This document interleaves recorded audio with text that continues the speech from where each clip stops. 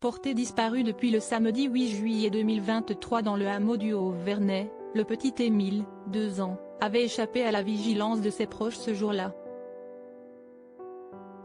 Cette disparition est désormais traitée par les autorités comme une affaire criminelle.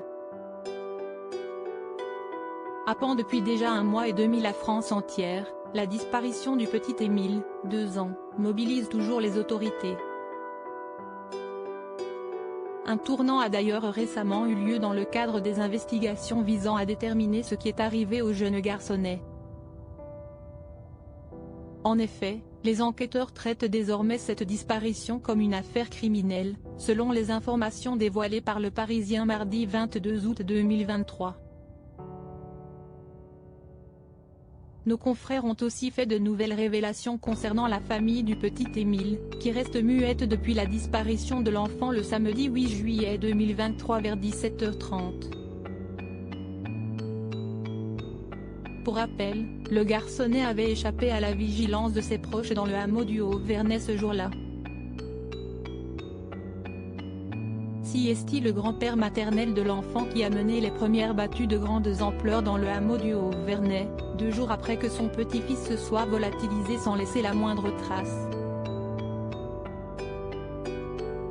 Le patriarche d'une famille discrète de 10 enfants pensait retrouver rapidement Émile au départ. Il est peut-être juste là, sous une touffe d'herbe, avait-il indiqué, selon des propos rapportés par Le Parisien. Par conséquent, le chef de famille n'avait pas jugé utile de faire appel au cousin de la famille lorsqu'il a commencé à chercher le petit garçon durant la journée du dimanche 9 juillet 2023. Finalement, devant l'échec des premières recherches, le grand-père d'Émile a décidé d'appeler ses cousins en renfort dès le lendemain.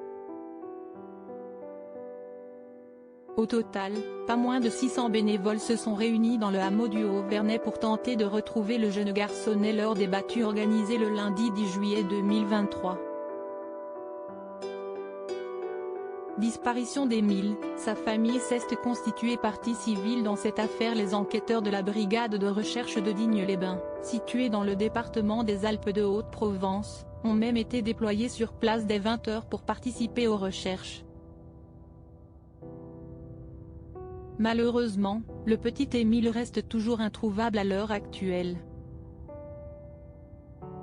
Si ses proches avaient bon espoir de le retrouver en vie au début, il semblerait que cette possibilité se soit désormais totalement envolée. Pour mémoire, la famille du jeune garçon disparu a décidé de se constituer partie civile dans cette affaire il y a quelques jours. Ainsi, elle pourra avoir accès au dossier ouvert depuis la disparition d'Émile, par l'intermédiaire de son avocat.